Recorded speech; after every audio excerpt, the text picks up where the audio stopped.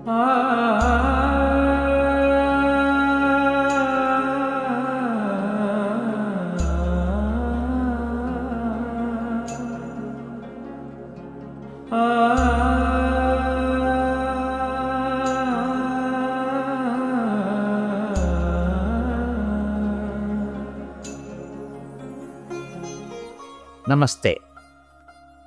ఇతరులతో మనం వ్యవహరించేటప్పుడు మన వలన కానీ ఇతరుల వలన కానీ కొన్నిసార్లు పొరపాట్లు జరిగే అవకాశం ఉంటుంది. అలాంటప్పుడు మన ప్రవర్తన ఎలా ఉండాలో చెప్పేదే ఈ 7వ నియమం. నీ పట్ల ఎవరైనా తప్పుగా వ్యవహరించినట్లు అనిపిస్తే వారి పట్ల ప్రతీకార భావం పెంచుకోవద్దు. దానికి బదులుగా అది భగవంతుని వద్ద నుండే వచ్చిందని తలచి కృతజ్ఞతను కలిగి ఉండుము. మన సాహిత్యం, నవలలు, సినిమాలు అన్నీ ప్రతీకారాన్ని గొప్పగా చూపిస్తూ ఉంటాయి. ప్రతి కథలోనూ మంచి చెడు మీద గెలుస్తుంది. ప్రతిఘటన లేకుండా మాత్రం సాగదు. ప్రతీకారం అంటే ఏమిటి? When nature reacts and punishes someone, nobody calls this as a revengeful act of nature. Nature has no mind. But when a man takes the matter in his own hands and wants to react, then it becomes a revengeful act because his heart and mind is combined in this particular action. So it becomes revengeful. ప్రతీకారం, పోటీతత్వం మనుషులలోని జంతు స్వభావంతో ముడిపడి ఉంటుంది. తెగల మధ్య పోరాటాలు, వర్గ వైషమ్యాలు, హింసాకాండలు ఉన్న వ్యవస్థలను అనాగరికమైనవిగా భావిస్తూ ఉంటాం. అయితే నాగరికమైన సమాజాలు అని చెప్పుకుంటున్న వాటి ప్రవర్తన మూలంలో కనిపించేది కూడా ఇదే. ఈ విధమైన జంతు వ్యవస్థకు చెందిన ప్రేరణ మనిషి హృదయంలోని భావోద్వేగాలతో కలగలిసినప్పుడు మరింత జటిలంగా తయారవుతుంది. ఇటువంటి వారు ఇక అందరితో జటిలంగానే వ్యవహరించడం మొదలు పెడతారు. పగ తీర్చుకోవడం మధురం అనే భావన ఏ ఆధ్యాత్మిక మనస్తత్వ శాస్త్ర అధ్యయనాలు ఒప్పుకోలేదు. ప్రతీకార భావనతో చర్యలకు పూనుకున్న చాలామంది చివరకు అపరాధ భావనతో లేదా అవమాన భావనతో బాధపడతారని పరిశోధనలు చూపించాయి. Think of that moment when you first thought of taking a revenge against someone. You are stressed out at that moment. A simple act or a response of becoming revengeful increases stress level, makes you lose sleep. Your quality of sleep will get spoiled so much, and your health will be affected. More than anything else, you are punishing yourself, not the other person. మరికొందరు భయపడి ప్రతిఘటించటం మానుకుంటారు. అటువంటి వాళ్ళ హృదయాలలో పగ, రోషం రగులుతూ ఉంటుంది. ద్వేషంగా మారి వాళ్ళను విషపూరితం చేసి మెల్లగా పగ తీర్చుకునే దిశగా మళ్ళిస్తుంది. ఈ 2 కోవలకు చెందిన వారిని క్రోధం అనే భావోద్వేగం హరించి వేస్తుంది. 3వ వర్గానికి చెందిన వారు ఎవరైనా తప్పు చేసినప్పుడు అవమానపడడమే కాక తాము తమ గౌరవాన్ని, ప్రతిష్టను కోల్పోయిన అనుభూతిని చెందుతారు. అందుచేత బాధితులుగా ఎప్పటికీ భయంతో ఆత్మన్యూనతాభావంలో చిక్కుకుపోతారు. మనకు హాని కలిగించే పనికిరాని నకారాత్మకమైన భావోద్వేగాలను అన్నింటినీ ఒకే చోటికి చేర్చగల సామర్థ్యం ప్రతీకార భావనలో ఉంది. ఈ ధోరణి మనల్ని పరిణామ దిశగా కాకుండా పతన దిశగా తీసుకుని వెళ్తుంది. ఈ కారణంగానే బాబూజీ 7వ నియమాన్ని మన ముందు ఉంచారు.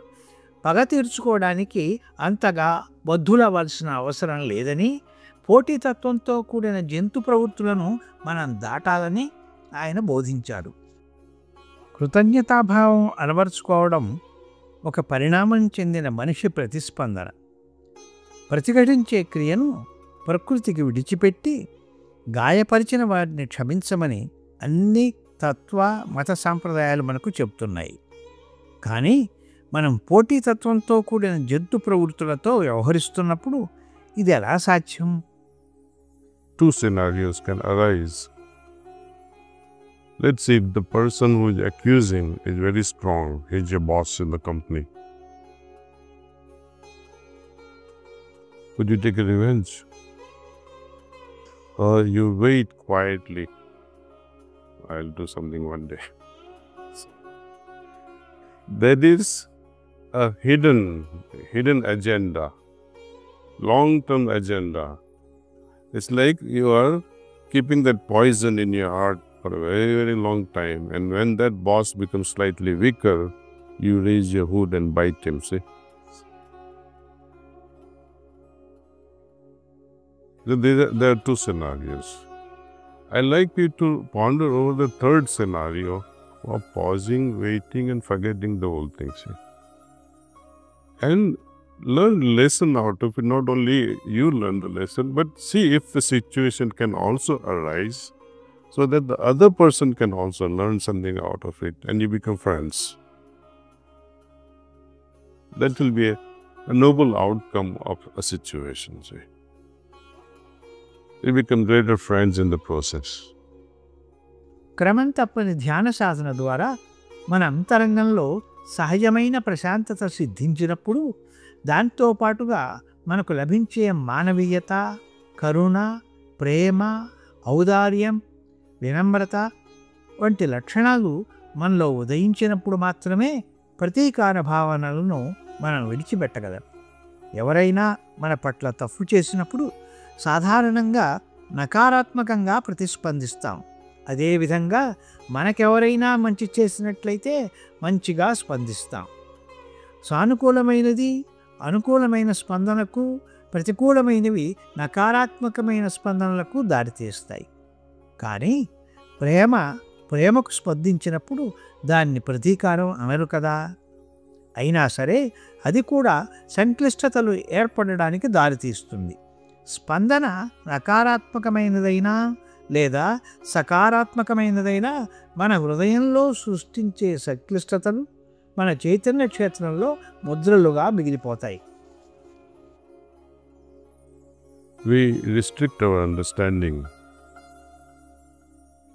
to this negative aspect of negative reaction coming out of the actions done by others or by nature. When something good is done, we react in a positive way. Can love that we receive and we respond with love? Is it a revenge? Such responses are also no less. Sahasma teaches us how to create a condition in the heart so that every response, be of love or of revenge, fails to create the seeds of samskars. We are not only focusing on revenge, we are focusing on every sort of responses that emanates from our heart. There is a very long way to go. మనకు ఏది సంభవించినా అది మన ఆలోచనల, చర్యల ఫలితమే అని మహాత్ములు, తత్వవేత్తలు అంగీకరించిన విషయం. ఈ నియమాన్ని దాటి కష్టాలను అనుభవించిన వారెవరూ ఉండరు. మరి ఈ సంస్కారాల విత్తనాలు తయారవ్వకుండా నిరోధించడం ఎలా?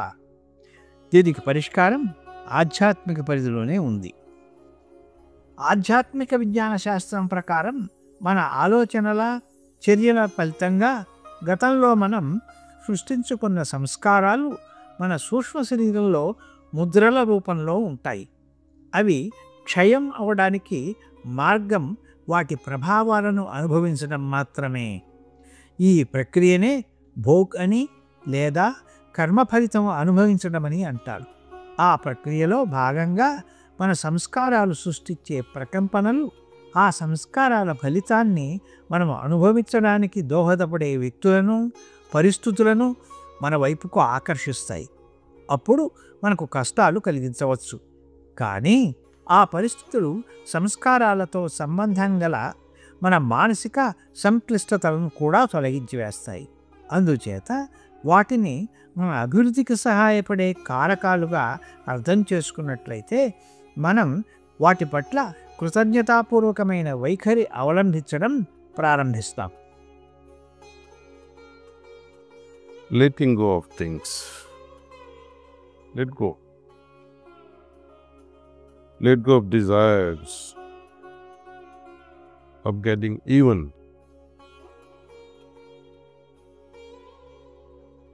Revengeful act is nothing but you want to get even with somebody. Tit for tat. But when you start understanding of letting it go, it's the beginning of wisdom. No, I will not do this. It's okay. That person has just this.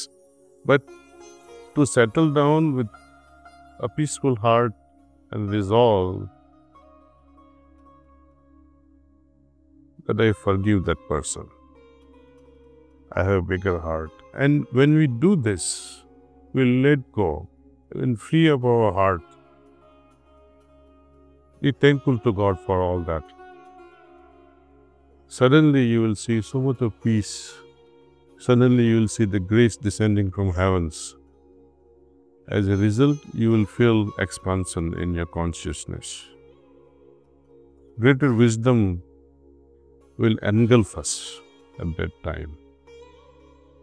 Suddenly, you feel as if you have understood something great in life.